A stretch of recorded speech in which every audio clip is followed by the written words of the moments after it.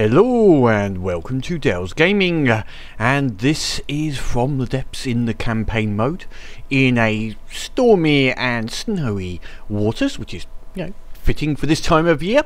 So in this episode I'm hoping to, as we go through this really big wave, clean up a little bit of the remaining Onyx Watch ships zones and find the extents of our enemy factions that are around us. So this is also going to be the, should we say, the last charge of this particular evolution of ships. So we've got the home fleet here, and if we go to the map for a moment, so we're going to take the Grand Fleet, around here, and we're going to sort of have a bit of a wipe out of all of these zones going up into this section here, and we'll also try taking the Imperial fleet and some of the aircraft over the mountains and to take out these zones at the top. Now, I'm not going to show all of these battles, I've just picked some highlights of some of the battles. Now, the other intention is to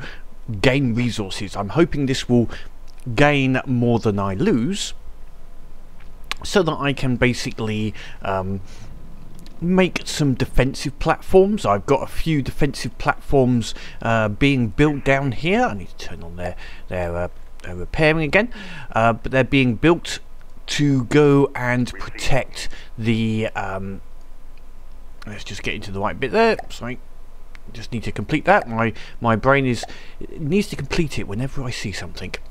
Anyway, they will make their way over to protect this area against the lightning hoods, and we'll put them as a group protecting this main area, possibly centered around this particular area here, and maybe a couple in the center area.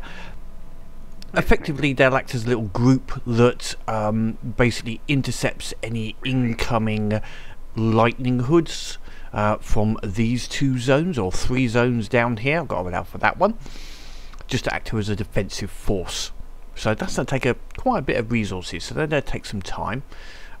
We've got ships already getting resources from the captured Onyx Watch areas, but I would like to pick up these next two as well. So anyway, that is the plan with any luck. So hopefully, as long as the ships don't keep crashing into each other like this, they'll be able to survive for a little while, and we'll be able to actually gain some resources. Obviously, when they're destroying each other because they can't drive for toffee, then it's not helping with the resources, is it, mate? Bugger off. Damn AI.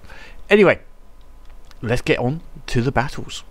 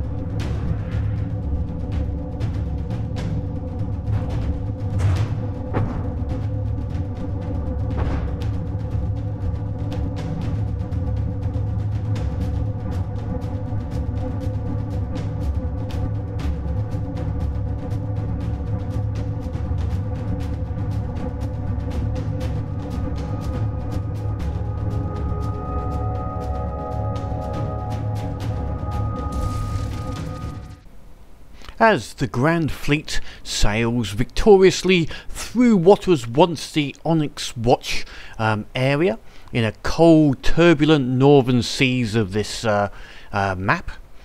The group is heading home to refit and look at what is going to be the next evolution of the ships and the Grand Fleet to take on our next adversaries. The Onyx Watch, all their technology has been integrated now, and we can look at some new designs using some of the benefits and information they've got about other groups and other factions. In general, one ship I will not miss is the E30.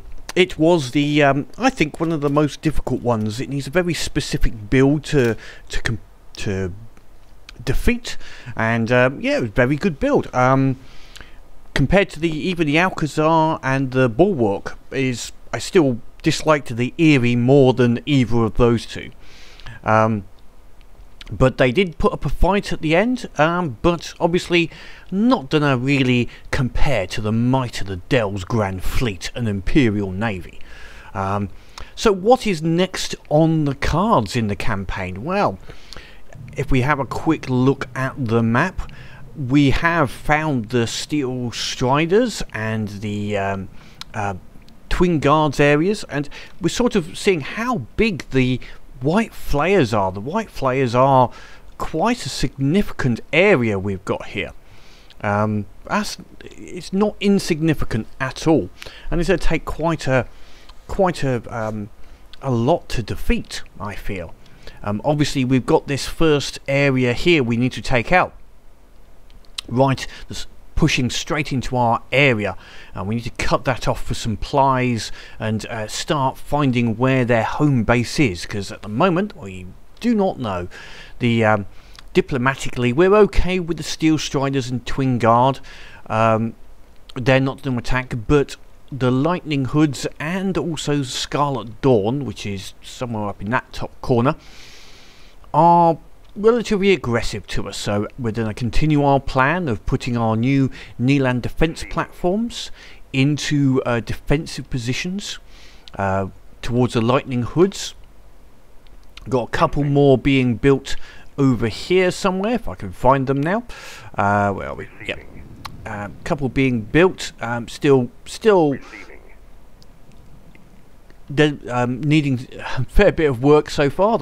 We're chewing away at all of the resources we've managed to capture and creating them back to the main harbour down here, so that we can build more defence platforms to basically, I think, ring this area as a defensive zone against the Lightning Hoods and also the White Flayers. Against the White Flayers, then I'll look at a new evolution of the aircraft, I think, against them. They've got a lot of fast ships, so I think it's going to take quite strong, large base ships and possibly some fast drones and or flyers to fly in and take out the White Flayers. That's an idea I'm running with. Anyway, we'll see what I come up with over the next week or so.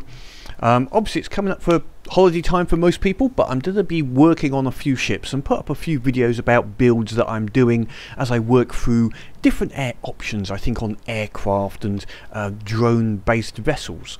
But I'll also be, after this video, putting up into the workshop all of the ships that I've used in this campaign so far against the Onyx Watch.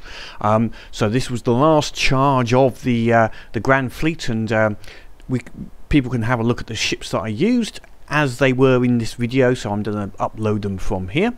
And yeah, comments always, as always, taken. Any sort of ideas on aircraft. I'm not a great aircraft builder, I'm going to say that now.